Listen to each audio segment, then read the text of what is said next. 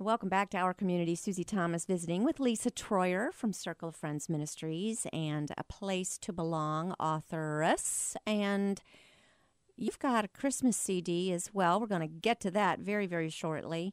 But I want to pick up on this roundtable that you do, but not before repeating something so profound that you said before our break, how when we feel like, okay, God's favors for everybody else, not necessarily me, what a prideful statement that is to say, oh, who do you think you are that you are the one that he's not blessing today?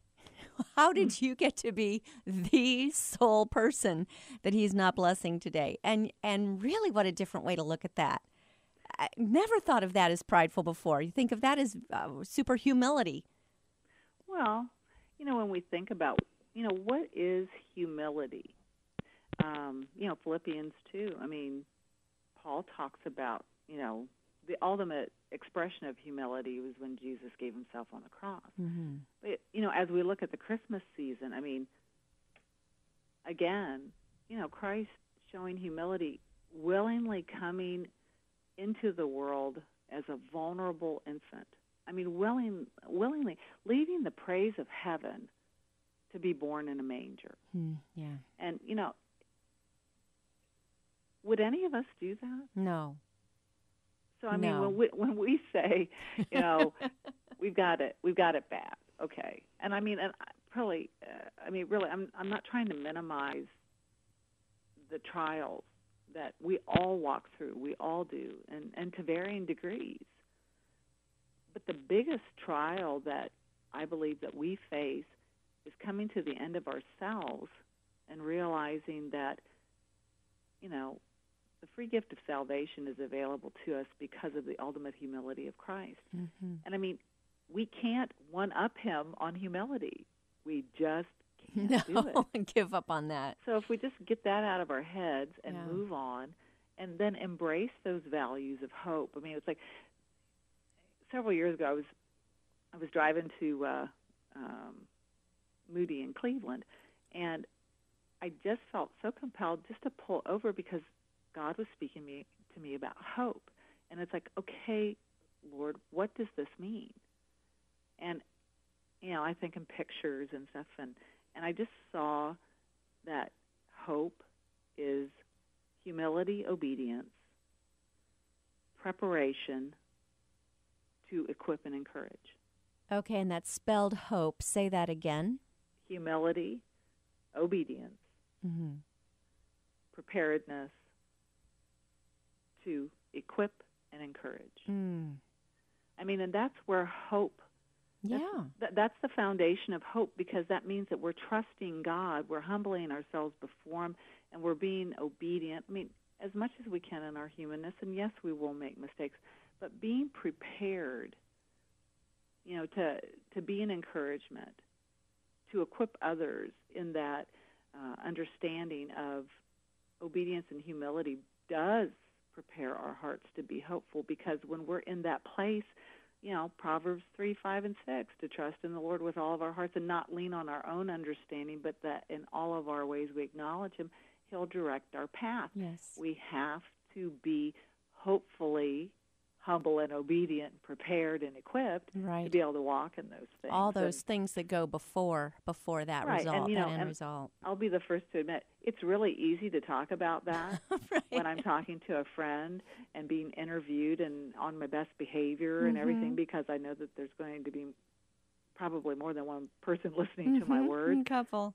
But I still have to remember that when I get up in the morning and I'm feeling kind of grouchy and I really don't want to do what I want to do or what I have to do during that day. But, then... Because, what, you mean you're human? Yeah. Are these the kinds of things that we talk about during the roundtable discussions? Because this is really interesting. Who can participate and how do you get in on these? Well, you know what? If somebody is interested in either learning how to facilitate, and we don't lead, we don't teach a roundtable, we facilitate it because it is a back and forth discussion, because the roundtable teaches us that we learn from one another. Because we all process information through our life experiences, and it's like, the last roundtable when we were doing Hope, and it was a call-in meeting. Neat. And it's great for business people Yes. with busy schedules. But, we had the opportunity to hear one another testify to how God has helped us to have hope in difficult situations, but then also to embrace the degree of hope in incredible situations and not, how do I want to say, not over Christianize it. You know what I'm saying? It's like, it's where we live. And I mean, there are pastors, there are ministry leaders, there are business leaders, there are housewives, you name it. Roundtable is for everyone because everybody has to face the next day. And there are values, like hope and generosity and restraint and all those things. And it's funny, we can go through these values over and over and over again, but they're new all the time because we're all facing something new. I mean, one thing that's interesting, too, is that our son Christian, he's a junior in high school at Highland, and when he was in junior high school, he had the opportunity to go through the antivirus values training. And yes, so it's great. there are educational opportunities for young people, and, the organization, you can do Roundtable with your kids. Yeah. And I mean, it's impacted my son because it's like just a few weeks ago when my pastor Dwight was talking about, what breaks your heart. And he said, Christian said, it's like, kids not understanding values. And then he said, when we went through antivirus when I was in junior high, it really helped me to understand, how to operate in a values system. Wow, that's got to be music to your ears. Yeah. It was like, hallelujah. Yeah. So. And that is something some people might be saying, wow, how do we use that in our schools?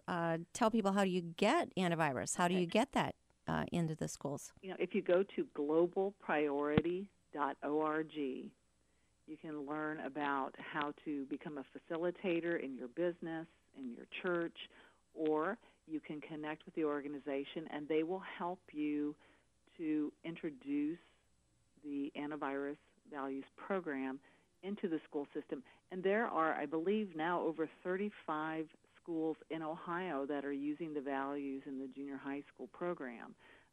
My friend Tanya Miller is an incredibly anointed, heart for education leader in the antivirus program. So if you go to globalpriority.org, that's an option. And I'll even say if people want to contact me directly, I can make the introductions. All they have to do is email me, Lisa Troyer at me.com, Lisa Troyer at me.com, and I will just be extremely hopeful and enthusiastic to share that information. Always, yes. That's awesome. Let's talk about music. Okay. I love the fact that a couple of professional women, busy women with lives and families and homes to run and businesses to CEO, thought, hey, let's get together and write Christmas songs. First of all, and I don't know if this was part of your motivation, but there is a time of year where every station in the country is playing nothing but Christmas songs, whether they play Christian music the rest of the year or not. And here you are providing a whole new library of awesome Christmas music that is getting played everywhere from, yes, around the world, in Germany and here. And didn't I text you one time? I think I was listening to a top 10 program and suddenly I'm hearing you. Oh. That was unbelievable. Yeah, I was kind of scratching my head thinking, okay, now how did that happen? Well, I guess it was Favor. It's called Favor. Yeah. Now, it's awesome. Lisa, first of all, was that what you had in mind? Like, ooh, you know what? We could get everywhere if we wrote Christmas music. Or was this something that was just in your hearts and came out and here it is blessing everybody? And you're taking this fun ride. Talk about it a little bit. Well, I mean, when Dawn and I started writing music together, and I mean, the Lord, introduced us divinely through our friend Tammy Kozer back in 2009. And we had written, several what you would call, mainline worship songs that, were published by Lifeway Worship in Nashville. And there was one song that Dawn and I had the opportunity to co-author with a Lifeway writer named Paul Marino, who produced my album, Meet Me at the Well, and Dawn's album, Love Me Back to Life. And the song's called Let Us Bow Down. Mm-hmm. And it just seemed like something that fit at Christmas time. And so, we would sing that. And then on a hot July day in Nashville, we felt compelled, and I say compelled because it was just something like, okay, Lord, what's going on here, to record a new version of the Todd Rundgren song "Love Is the Answer." Yes. And then with that, we thought, okay, well, there needs to be a hymn that goes with it, and it ended up that Dawn was like, well, how about "Tell Me the Story of Jesus," the Fanny Crosby hymn. So we brought those two songs together, and when I had my first ministry trip to Germany, I didn't have a Christmas album per se, and when one of the programmers at one of the national networks heard it, said, oh, well, that's a Christmas song. And it's like, oh, yeah, okay, that's fine. That's right. That's a Christmas song. Oh, perfect. Yeah. Okay, well, it is now. Yeah, it is now. And they started playing it all over Germany as a Christmas song because Germans love Christmas. They have all those Christmas markets and stuff like that. Mm-hmm. And it was one of those things that, okay, we're practical and we do have to allocate our time wisely because we are involved in family business, and of course we are married and we do have children, and so how could we use what God's given us and basically maximize the opportunity with it? Well, thankfully Christmas comes every year.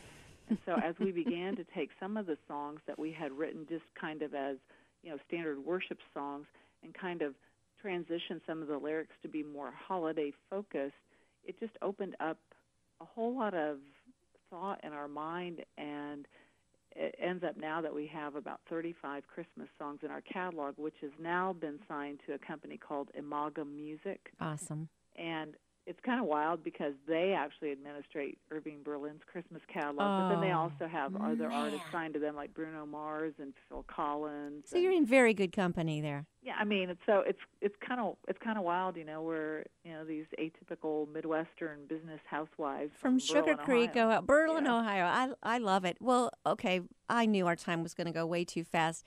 Tell us the name of the CD and how we can get it, the most recent one. Okay, it's called "This Is Christmas," and it is a double CD. We have, I think, around 30 songs on it. Every one of them awesome. Oh, thank you very much. I'm just saying. If you want to listen to some of the music at no charge, which a lot of people like to do, all you have to do is log on to merrychristmassongs.com. There are several of them on there. Or, again, you can go to the Circle of Friends Facebook page or just log on to circleoffriends.fm, private messages, go to the Gospel Bookstore in Berlin, Ohio. And it's also available on iTunes. You can download the entire double album off of iTunes. Awesome. Just Lisa Troyer and Don Yoder. And Don Yoder. And they'll find it. This is Christmas. Well, Lisa, I knew this would just fly. Thank you so much for your time today. God bless you, and thanks so much for all you do in our community. Thanks, Susie. Bless you, too.